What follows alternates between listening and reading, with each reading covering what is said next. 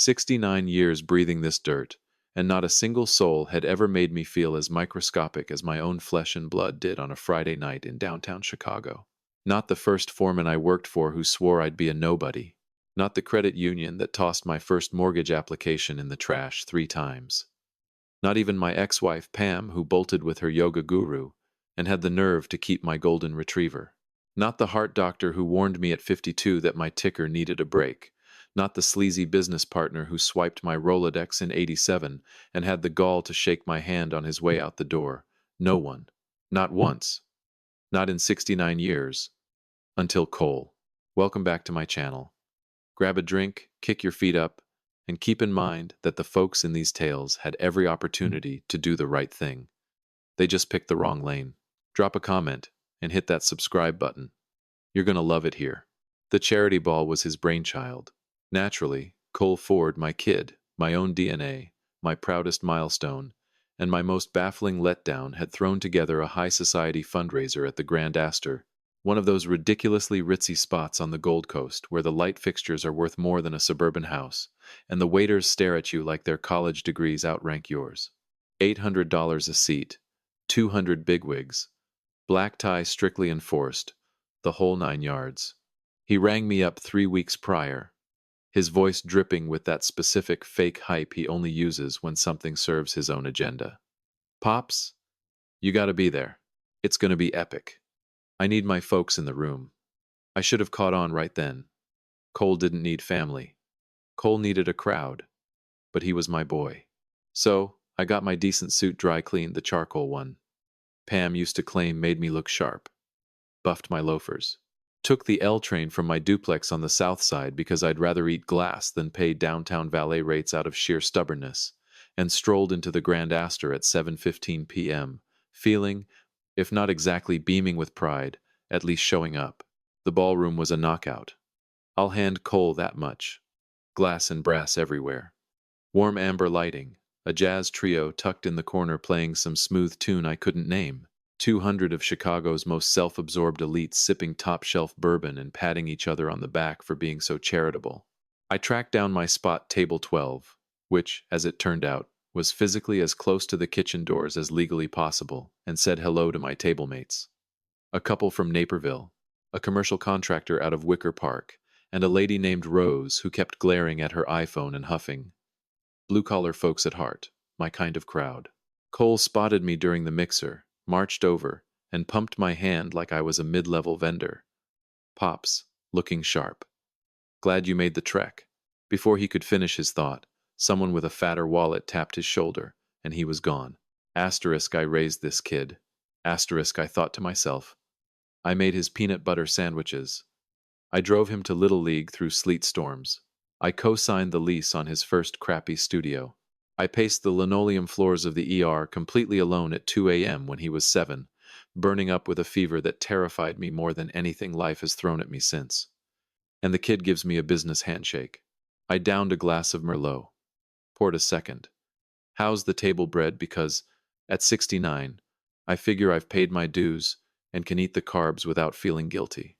I sat through 3 separate keynotes about urban startup grants for inner-city teens, which, honestly, was a solid cause and almost made me forget I was stuffed in the back corner, like a typo in my own son's success story. Then, Cole stepped up to the mic. He looked like $1,000,000 up there, I won't deny it. Broad-shouldered, crisp in his tux, oozing that effortless swagger that commands a room without even trying. He inherited that from me, truthfully, though I'm pretty sure he scrubbed that fact from his memory years ago. The audience ate out of the palm of his hand. He cracked a couple of jokes, both got huge laughs. He pitched the charity's mission with genuine fire, and I felt the knot in my gut start to untie. Maybe I judged him too harshly. Maybe this is the man I raised after all. Maybe. And now, Cole announced, flashing that $1,000,000 smirk like he had an ace up his sleeve. We're gonna mix things up a bit tonight. The whole ballroom leaned forward. How many of you out there have a dad? Chuckles echoed. Hands shot up. How many of you have a total snooze fest for a dad? Bigger laughs. More hands. I gave a tight, polite smile to no one. Well, Cole chuckled, fully leaning into his stand-up routine, feeding off the energy. I brought mine along tonight. He aimed his finger straight at my chest. 200 heads whipped around toward table 12 like they shared one brain. Stand up, Pops. Oh God. I got up. Because what else are you supposed to do when a sea of millionaires is staring holes through you, and your kid is gripping a mic, acting like he's the next late-night host? Ladies and gents, give it up for Hank Ford. Retired, hails from the South Side, binges the Discovery Channel, hits the hay by 9:30 sharp, and once told me that a trip to Menards was, and I quote, a wildly productive Saturday. The room lost its mind. Loud, booming laughter. The kind of laughter that assumes it's innocent just because it's totally clueless. I stood there, pasting a grin on my face, because nearly 7 decades on this rock had taught me that sometimes faking a smile is the only scrap of dignity you've got left to hold on to. I smiled the way a man smiles when the joke costs him a piece of his soul. So, here's the game plan, Cole riffed, his eyes gleaming with the rush of the spotlight. We are going to auction off a night out with my boring dad. Dinner for 2, covered by the charity. Who wants to take my boring dad out? Let's kick the bidding off at $1. Because, let's be real. He paused, milking the comedic timing perfectly. That's a steal. The ballroom erupted again. Some guy at table 3 hollered, $1, and the guests clapped. Cole pointed at him like a Vegas game show host hitting the jackpot. $1. Can I get 2? Crickets. Then, more snickering. I was still on my feet, still forcing that smile. But deep down in my ribs, something ancient and rock-solid was quietly flipping a switch. Going once. Cole dragged it out for theatrical effect. And then it dropped. From the absolute front of the room, table 1. The VIP spot right by the main double doors, where a guy with steel gray hair and a sharp black suit had been sitting all night with the absolute calm of a man who didn't owe the world a damn thing. A voice sliced through the giggles, like a machete through tall grass. $1 million. The ballroom didn't just quiet down, it flatlined. 200 big shots froze mid-laugh, mid-breath, mid-chew. The jazz trio, who had been softly tuning up for the post-dessert lounge set, instantly muted their instruments. I swear the crystal chandelier above table 7 stopped vibrating. Cole's smirk didn't vanish right away. It took roughly 3 seconds, which, in that heavy vacuum of silence, felt like a decade. His lips stayed curved upward while his brain desperately tried to process what his ears had just picked up. I'm sorry? Cole stammered into the mic, his voice doing this weird squeak I'd never heard from him before. Did someone just say $1 million? I did, the man stated again. Exact same volume. Exact same pitch. Zero rush. Absolute finality. It was the voice of a guy who never had to repeat himself, and was only doing it to be polite. He was already on his feet. Steel gray hair, bespoke black suit, open collar, maybe late 60s or early 70s. The kind of guy who occupies his exact physical space and refuses to take up a millimeter more, which somehow forces every eyeball in the room to lock onto him. I had no clue who this guy was. Let's get that straight right now. I, Hank Ford, a 6'9", retiree planted at table 12 inches, a cheap charcoal suit with my pride hanging by a shoestring, had zero idea who this stranger was, or why he'd just dropped 7 figures to eat a steak with me. But I looked at him. He locked eyes with me, and a silent spark jumped between us that I couldn't put a label on then, and still struggled to explain today. It was the unspoken nod between 2 old dogs who've spent their entire lives being written off, and who've mastered the art of waiting for the right moment. Cole managed to reboot his brain. Barely. We have a bid of $1 million, he choked into the mic. The slick Vegas host persona was dead and buried. Sold. To the gentleman at table 1. I took my seat. Rose, the lady who'd been sighing all night, was now gawking at me like I was made of solid gold. The contractor from Wicker Park looked like he wanted to kick himself for not shaking my hand harder during the appetizer round. The Naperville couple were furiously whispering to each other. I grabbed my Merlot and took a long, slow sip. Asterisk. 69 years. Asterisk, I thought. Asterisk. Not once. Asterisk. But man, I was intrigued. Highly intrigued. The rest of the night dragged on in a completely mutated vibe. The smug, backslapping warmth was gone, swapped out for a highly charged, nervous static. Guests kept rubbernecking between me and table one. Cole rushed through the rest of his closing remarks, looking like all the wind had been knocked out of his sails, a detail I filed away and kept to myself. Once the official agenda wrapped and people flooded the open bars, the gray-haired man casually strolled across the floor toward table 12. The crowd physically parted for him, without even realizing they were doing it. That's a specific aura you can't fake, you can't rent, and no Ivy League MBA can teach you. He stopped at my chair and looked down. Hank Ford. It wasn't a question. That's me, I replied. He stuck out his hand.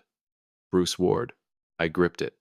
And even over the clinking glasses and buzzing gossip of the room, that name hit me like a ton of bricks. Because even down on the south side, even a 6-9-year-old guy who watches car restorations and goes to bed early knew exactly who that was. Bruce Ward, the architect behind Ward Investment Holdings. The tier of venture capital that doesn't run TV ads because they already own the network. The guy who turns down magazine covers.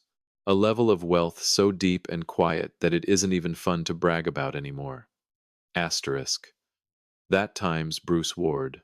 I believe we have a dinner reservation to sort out, he said, deadpan. Looks like it, I shot back. He almost cracked a smile. I'll have my office reach out tomorrow. He slid me a thick, matte black business card, just his name, and a private line, and drifted back into the sea of tuxedos, which naturally split down the middle for him again. I stared at the card. Then I looked up toward the stage. Cole was standing there, staring at me with a look I hadn't seen on my boy's face since he was a toddler trying to understand thunder. It was the face of a guy whose entire worldview had just been flipped completely upside down. Asterisk. Good. Asterisk, I thought. Asterisk. Chew on that. Asterisk. I rode the L train back to my duplex, brewed a pot of decaf, sat at my kitchen island, twirled the black card between my fingers and wondered, asterisk, what in God's name does a titan like Bruce Ward want with a boring old mechanic from the South Side? Asterisk. I didn't have the answer yet, but my gut told me the reveal was going to be spectacular. Bruce Ward's right-hand woman called me precisely at 8:15 the next morning. Her name was Beth. She radiated that razor-sharp, bulletproof energy of a gatekeeper who had spent decades guarding a very dangerous castle, and she was terrifyingly good at it. We locked in a breakfast meeting for the following Monday, at a private club over in Lincoln Park. No sign on the heavy oak door. Menus with $0 signs. I wore the charcoal suit again. Bruce was already at the table when I walked in. Black suit, open collar, same unshakable stillness from the gala. I knew that stillness now. It was the mark of a guy who hadn't needed to impress a living soul since the 80s. He stood up, gave me a firm, 1-second handshake, and locked eyes. Hank. Bruce. We sat down. Black coffee materialized before we even asked for it. I decided right then I liked this joint. I'll cut to the chase, Bruce started, wrapping his hands around the ceramic mug. I despise wasting time, mine or anyone else's. We have that in common, I said. Excellent. He eyed me with the laser focus of a guy who appraises companies for a living. Let's start with a name. Leon Tate. I set my coffee down. I hadn't heard that name out loud in over a decade. Leon Tate. My oldest buddy. My dorm roommate back at Northwestern in '74, when we were both dead broke, hungry, and convinced the universe was going to hand us the keys to the kingdom. It didn't, but we were young enough to believe the lie. He had sat across from me in a greasy spoon diner in the Loop, 31 years ago, scribbling math on a paper napkin, wearing the desperate, wild-eyed look of a man who was down to his last bullet but still believed in his aim. Hank, I need 50 grand. Give me 6 months. That's all. I've pitched every bank in Cook County. They all laughed me out the door. But this routing system works. I know it works like I know my own heartbeat. I looked at his napkin.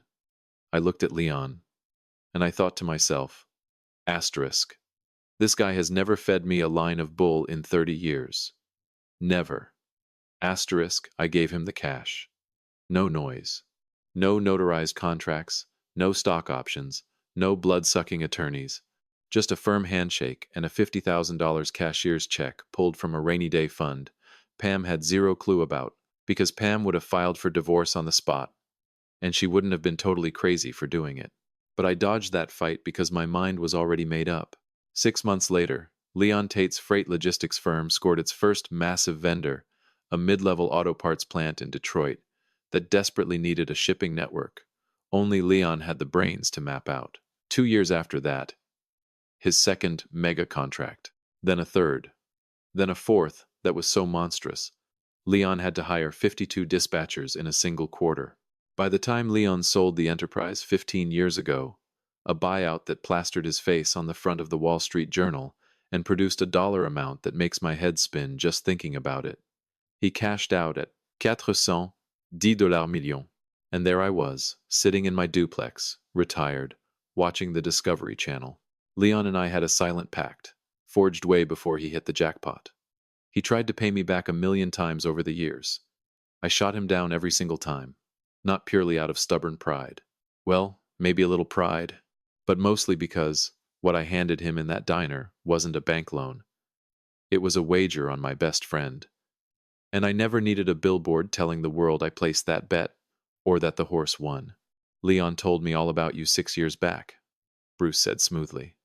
We were laying the groundwork for what eventually launched as the Ward Green Energy Trust. Leon came in as our heaviest early backer.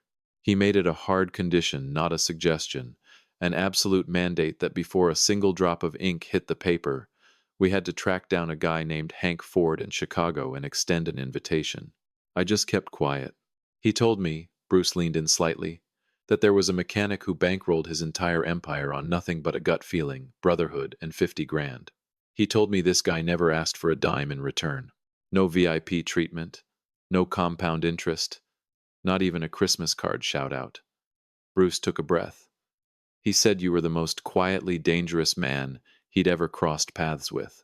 Leon's mouth always did run a mile a minute, I muttered. Bruce cracked his first real smile. It suited him. Calm and authentic.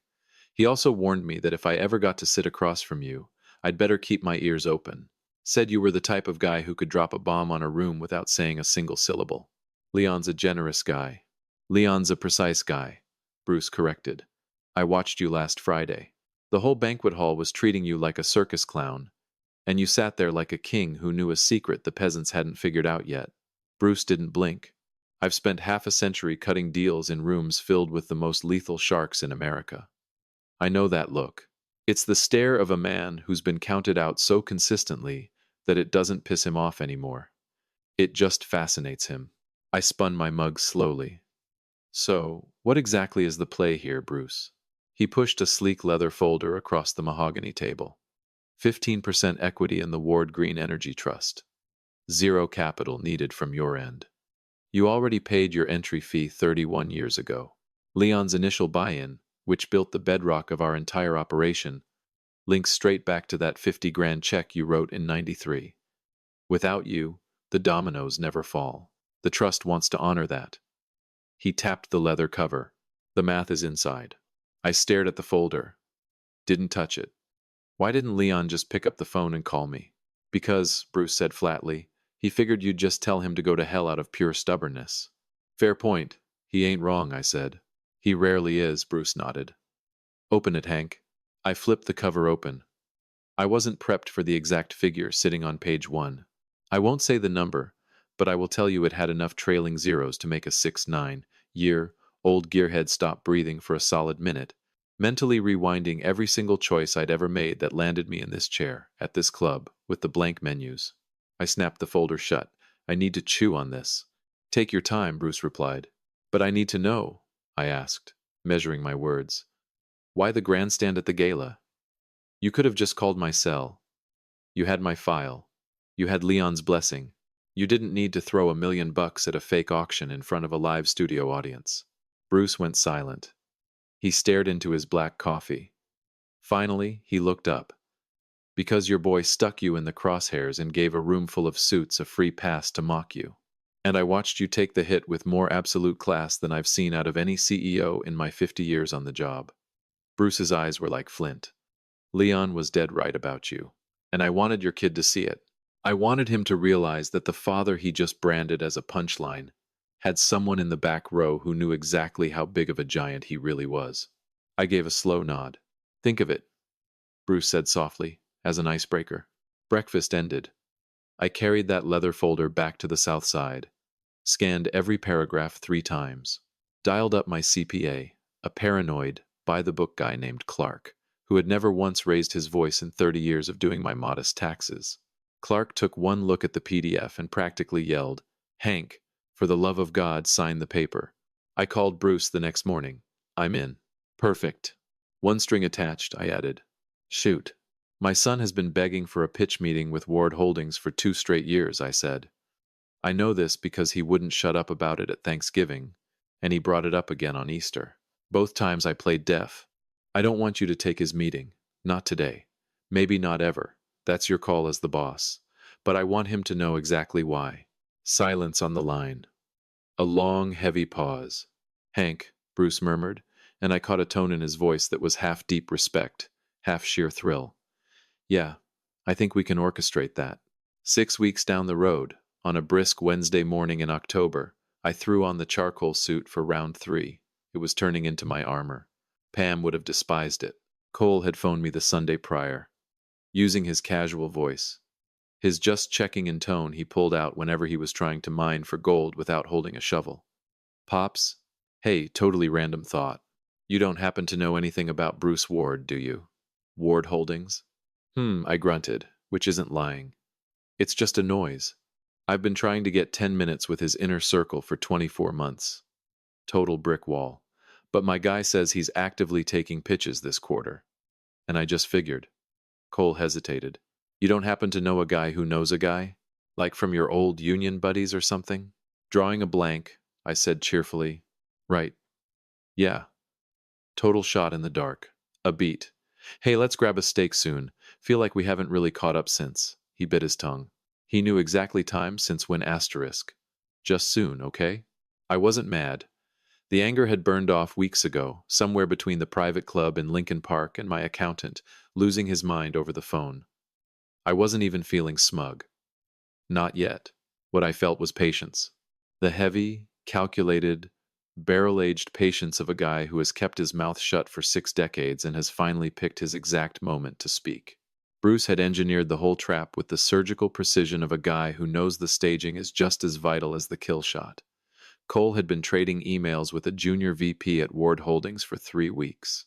A perfectly baited back and forth that gave my son just enough rope to hang himself, just enough anxiety to sweat through his shirt, and just enough ego to drag 2 of his senior board members along for the ride. He apparently spent the whole morning telling his assistant, Tess, that this was the absolute peak of his professional life. Tess, who I'd met once at a holiday party, and who had slipped me her number whispering, "Mr. Ford, he talks about you way more than he acts like it," texted me at 7 a.m. Asterisk. "He's shaking." Asterisk, she typed. Asterisk. "He ironed his own tie last night." Asterisk. I strolled into Ward Holdings' lobby on Wacker Drive at 9:15 a.m., 50th floor. The kind of skyline view that makes you feel like you own Lake Michigan. Beth was waiting for me as the elevator doors dinged. "Mr. Ford." She was dialed in, icy, flawless. "Mr. Ward will cue you when the time is right. We have a private lounge set up for you next door." "Much obliged, Beth." She paused right before closing the lounge door. "Mr. Ford." Bruce filled me in on the agenda for today. She cracked the tiniest, most lethal smirk I've ever seen on a corporate shark. I've managed his calendar for a decade. I have never seen the man this excited for a 9:30 a.m. She vanished. I sat in the plush lounge, sipping dark roast, and listened. Cole stepped off the elevator at 9:30. I could hear him down the hall, bright-eyed, fully caffeinated, putting on the show. He was using his closer voice, the one that revs a little faster, a little warmer, totally rehearsed. "This office is absolutely stunning. Truly, we've been following Ward Holdings' trajectory for years. The Green Energy Trust? Groundbreaking stuff. Asterisk, I built that man. Asterisk, I thought. Asterisk, I also built this exact trap. Funny how the world works. Asterisk." The showdown kicked off. I could hear Bruce through the drywall, calm, slow, projecting polite curiosity about Cole's charity, his overhead, his expansion goals. Cole answered flawlessly. I gotta be real, my kid is sharp as a tack. He pitched his heart out about the inner city grants. And sitting there, I felt that same twisted knot of fatherly pride that's haunted me for 35 years, the pride that lives in the exact same room as the heartbreak of being completely invisible to the kid you're proudest of. 22 minutes in, Bruce shifted gears. Before we dive into the cap tables, there's a senior partner I need to pull in. He's been the backbone of this trust since day zero, and I don't write checks without his blessing. A slight pause. Absolutely, Cole replied, though I could hear his vocal cords tighten. The frantic mental pivot. Who's joining us? Beth opened my lounge door and gave me a single nod. I stood up, tugged the lapels of my charcoal suit, grabbed my beat-up leather satchel, the one Pam begged me to throw in the dumpster, the one I've lugged around for 22 years because it works just fine. Thank you very much. And I marched into the glass-walled boardroom. What transpired on Cole Ford's face over the next 4 seconds is a mental photograph I will cherish until the day I die, and I plan on living to 100 just so I can keep looking at it. First recognition. Asterisk. That's my dad. Asterisk. Then confusion. Asterisk. Why is my dad walking into Bruce Ward's boardroom? Asterisk. Then the frantic math. The gears grinding, trying to connect dots that were miles apart. Asterisk Bruce Ward. Knows Hank Ford. Asterisk.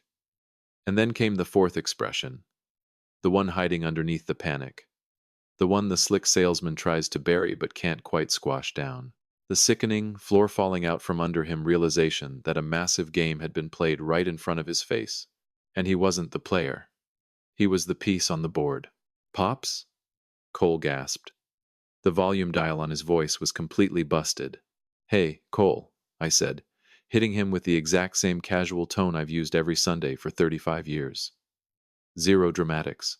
I pulled out a leather chair and sat directly across from my flesh and blood. Bruce was posted at the head of the mahogany table. Then, the door swung open one last time, and Leon Tate walked in. My oldest pal. My college roommate.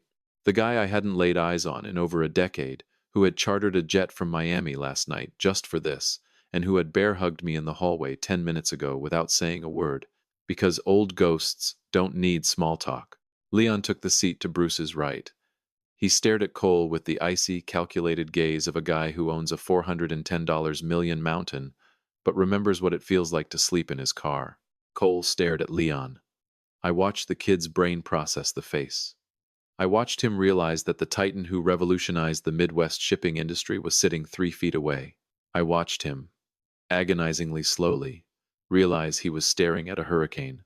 Cole, Bruce began, lacing his fingers together on the table with the lethal calm of a guy who has butchered 1,000 companies and knew exactly how the autopsy was going to go. I prefer to operate with full transparency. You deserve the complete roadmap of why you're sitting here right now. Cole gave a jerky nod. The Vegas host was gone. He just looked like my 3-5-year-old kid again, suddenly shrinking in his chair. Hank and I are partners, Bruce stated flatly. 15% equity stake in the Ward Green Energy Trust. We inked it 6 weeks ago. He let the silence hang like an anvil. That alliance exists because of a gamble your father took 31 years ago. A gamble I won't broadcast unless he gives me the green light, but it is the literal bedrock this trust is built upon. I don't use that word to sound poetic. It is the mathematical truth. Dead silence. Cole snapped his head toward me. Dad? What? Let the man finish, I said. Soft, but hard enough to snap a twig. I also want to be clear, Bruce pressed on. Your charity is legit. The pitch is solid. The data holds up. Under any other sun, we'd be drafting term sheets. Another brutal pause. The kind of pause an apex predator takes before the final bite. But I've watched you beg for this meeting for 2 years, and I actively blacklisted you. I want you to know exactly why. You've earned the truth. Cole didn't flinch. His 2 board members, guys I had met roughly a minute ago, looked like they were trapped in a descending elevator with a live grenade. The night I crossed paths with your father, Bruce said, his voice dropping an octave. I watched a 6-9-year-old man get dragged onto a stage, shoved into a spotlight, and turned into a punchline by his own kid for a room full of strangers. And I watched him swallow it. I watched him swallow every humiliating second of it with a level of grace and grit I haven't seen in a half-century of corporate bloodbaths. Bruce didn't yell. He never had to. I refuse to do business with a man who can't spot the gold sitting right in his own living room. I don't make exceptions. Ever. The boardroom was so quiet I could hear the L train rattling 50 stories down. Leon Tate was staring at the table, his jaw muscle twitching the way it always did when he was fighting off a massive grin. Cole's eyes were pooling up. My kid, who could talk his way out of a burning building, had completely lost his script. His mouth just opened and closed. Dad. Just the one syllable. Stripped bare. I had no clue, I swear. I know you didn't, I said. It was just a bit. I was just trying to get a laugh. I wasn't trying to. Cole. I leaned forward over the polished wood. I locked onto him. Really looked at him. The same way I did when he was a terrified kid who needed someone to explain how the world worked. Listen to me. And don't try to read between the lines. Just hear the words. He froze. I never needed you to applaud the things I did in the shadows, I told him. I didn't stake Leon's company to get my name on a plaque. I didn't spend 3 decades turning down his checks because I wanted a medal. I did it because that's the kind of man I am. I keep my head down, I do the work, and I don't need a parade. I held his gaze. But I'm 69 years old, and I sat in that banquet hall while 200 snobs laughed at my expense. And you pointed your finger at me and branded me boring so you could play the big shot. And that cost me a piece of my dignity. I'm not going to sit here and pretend it didn't. Cole's jaw clenched hard. The tears spilled over. So here is the reality, I said. I pushed back my chair and stood up, buttoned my cheap charcoal jacket. I am going to take the train back to the south side. I am going to go to Menard's and find something incredibly interesting to buy. And you are going to sit right in that chair and chew on this. I stared down at him. This isn't a spanking. This is an education. It's a masterclass on exactly who your father is. It's a lesson on what a quiet man looks like when he's been paying attention the whole damn time. I grabbed my beat-up satchel. The charity is doing great work, Cole. Really. Keep your foot on the gas. I shot my cuffs. But you're going to have to find your capital somewhere else. That isn't me being ruthless. It's just the bill coming due. I reached across the mahogany and gripped my son's shoulder. Just for a second. Hard and firm. The exact way a father grabs a kid when he loves him to death but is angry enough to spit fire, and there just aren't enough words in the dictionary to cover both. Then I shook Bruce Ward's hand. I gave Leon Tate a massive bone-crushing hug right there in the corporate boardroom, because when you're 69 years old, you hug your brothers in front of God and everybody, and you don't apologize for it. 50 years, brother, Leon whispered into my shoulder. 50 years, I echoed. I pulled back, grabbed my bag, and headed for the glass doors. Hank, Bruce called out. I stopped and looked over my shoulder. Bruce was eyeing me with the exact same look I'd caught at Table 1 back at the Grand Astor. That silent, heavy respect that doesn't need a megaphone. Steak on Friday, Bruce said. Only if there are no prices on the menu, I fired back. The corner of Bruce's mouth twitched. Naturally, I walked out, rode the elevator down 50 floors, strode through the marble lobby and pushed out the revolving doors onto Wacker Drive. Chicago hit me in the face the way it always does. Deafening, chaotic, brutal, and completely blind to the tiny earthquakes happening inside a single human chest. I stood on the concrete for a minute and just soaked it in. The blaring horns, the biting October wind whipping off the lake, the throngs of suits hustling past with the desperate speed of a city that refuses to hit the brakes. Tucked inside the breast pocket of my cheap suit was a piece of paper my uptight accountant swore would rewrite the rest of my existence.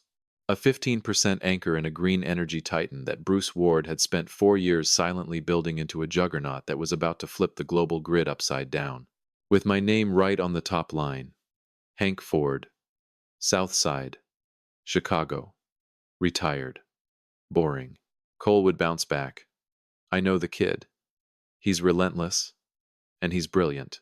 And beneath the slick suits, the microphones, the cheap jokes, and the hustle, he's still the boy I raised. The boy I drove to practice in the snow.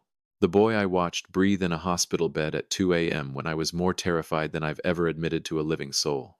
He was going to sit in that boardroom and digest it. He was going to dissect every second of it. And eventually, not tomorrow, but eventually he'd understand it the exact way I meant it. And when he finally woke up, I'd be right down on the south side, right where I've always been. I walked to the L station, took the train home, brewed a fresh pot of decaf, sat down at my kitchen island.